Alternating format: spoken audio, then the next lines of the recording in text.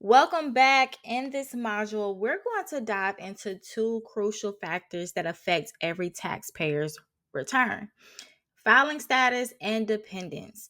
As a tax preparer, one of the first things you'll do is determine your client's filing status and whether they have any dependents. These decisions will impact how much in taxes they owe, which deductions and credits they qualify for, and ultimately how much money they can save. Let's break it all down so you'll be ready to guide your clients confidently through this process. Your client's filing status is the foundation of their tax return, and it directly affects their tax bracket, their standard deductions, and whether they qualify for specific credits. There are five main filing statuses: single, married filing jointly, married filing separately, head of household, and qualifying widow. Each one comes with different benefits and requirements. Picking the wrong one can lead to overpaying taxes and missing out on key deductions and credits. As a tax preparer, your job is to help your client select the right status based on their life situation, ensuring they get the best tax advantages. So let's start with head of household, which is a status that offers great benefits if your client qualifies. This status is for those who are unmarried but are supporting a household, whether it's a child or another qualifying relative. Now, the benefits. The benefits of head of household is lower tax rates and a higher standard deduction than filing as single. However, your client must provide more than half of the cost of maintaining the house for their dependent. This status can make a big difference for a single parent or individuals taking care of family members. So make sure to check if they qualify. Next, we have single. This is for clients who are unmarried, divorced, or legally separated by the last day of the tax year. It's the most straightforward status, but it generally comes with higher tax rates compared to other statuses like married filing jointly or head of household. While this status is simple, it's important to know that if your client's situation changes, like getting married, they may be able to switch to a more beneficial filing status, which could save them money in the future. Next up is married filing jointly. This is where both spouses file together on one return. This is usually the most beneficial option for married couples because it often results in lower tax rates and opens the door to a wider range of tax credits. But there are a few things to watch out for here. When couples file jointly, they're both responsible for the tax liability. So if one spouse has tax issues or owes money, the other spouse is on the hook for that too. So it's important to make sure both parties understand this before deciding to file jointly.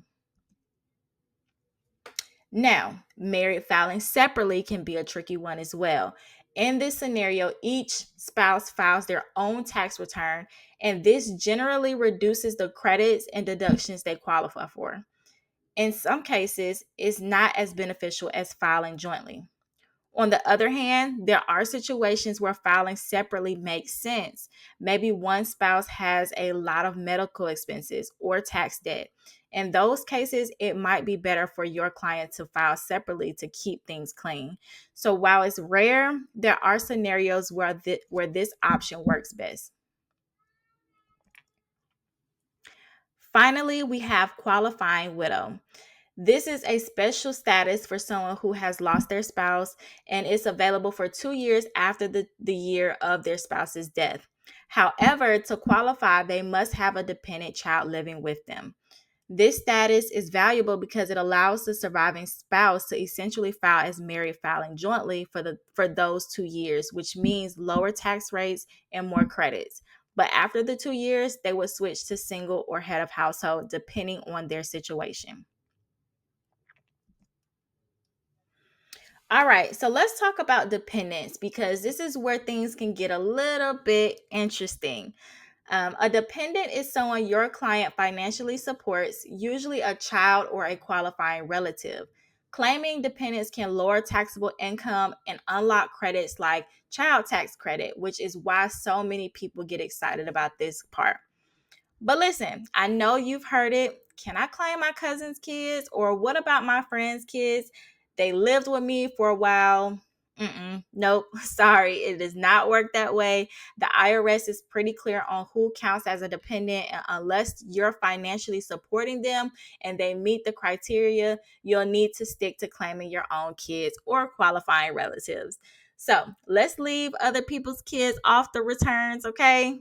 The IRS has seen it all, and trust me, they're not going to buy that story. Now, there are two types of dependents. We have qualifying child and qualifying relative. A qualifying child needs to meet four specific tests: age, residency, relationship, and support. For example, a child usually needs to be under 19 or under 24 if they're a full time student and must live with the client for more than half of the year. On the other hand, a qualifying relative doesn't necessarily have to be a child. They could be a parent, a sibling, or other relatives who live with their client or meets the relationship test.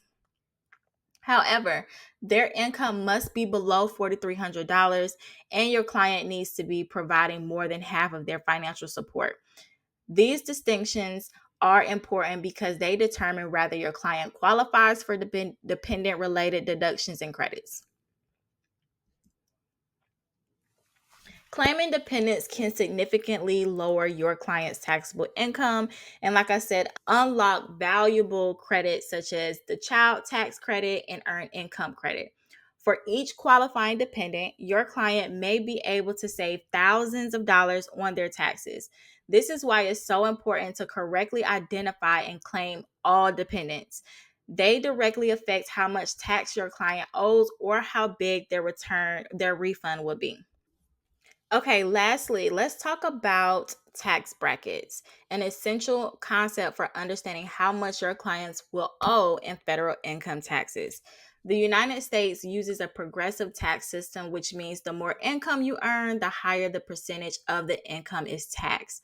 But here's something important to remember: only the income that falls within each specific tax bracket is taxed at that rate. For example, let's say a single filer earns $50,000. The first $11,000 of their income will be taxed at 10%.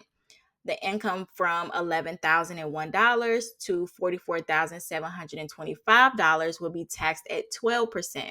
And the remaining amount from $44,726 to $50,000 will be taxed at 22%. This tiered system helps ensure that people pay higher taxes only on their higher earnings. This chart breaks down the 2023 tax bracket for single filers and married couples filing jointly. You can see the rates range from 10% to the lowest earners to 37% for the highest earners. These brackets are crucial because they help you determine how much your clients owe in taxes based on their income. As a tax preparer, understanding how tax brackets work can help you understand why clients are taxed the way that they are. Use the tax bracket chart provided to you in the resource folder as reference just in case you need clarity. In our next module, we'll dive into income types and how to report them properly. See you in the next video.